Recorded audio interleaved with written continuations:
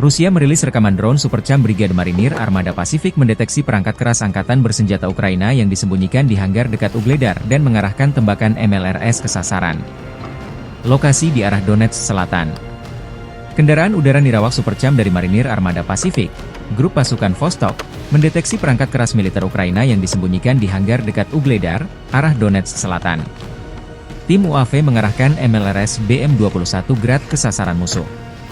UAV Supercham digunakan untuk pengintaian mendalam di belakang garis pertahanan musuh.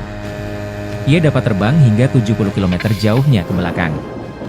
Berkat motor listriknya, kendaraan ini hampir senyap dan kamera internalnya adalah yang terbaik di kelasnya.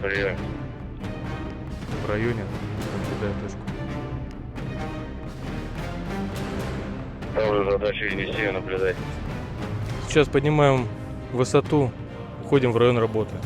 Поставлена задача подлететь к определенному населенному пункту, и будет осуществляться работа системы ГРАД. Дальность довольно интересная, до 70 километров. Работаем там, где противник даже не догадывается. Видим достаточно много. Сразу докладываю.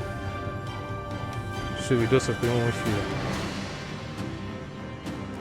Камера у нас достаточно зум имеет, чтобы поднимать высоту, что дневная, что ночная. По ветру, который не дает многим самолетам работать, у нас ограничения совсем другие. Официально 20 метров, но мы работаем и 24, и 25, и показываем результат. Но мы работаем на безопасной высоте, чтобы противник нас не достал и даже не догадывался, где мы работаем. Противник уязвим, есть свои коридоры. Мы проходим по ним, доходим до определенной точки. Понятное дело, что небо не может быть без преград. С одной точки мы наблюдаем те километры, с другой точки другие. Но в целом весь район работы под нашим контролем. Download Tribun X sekarang, menghadirkan lokal menjadi Indonesia.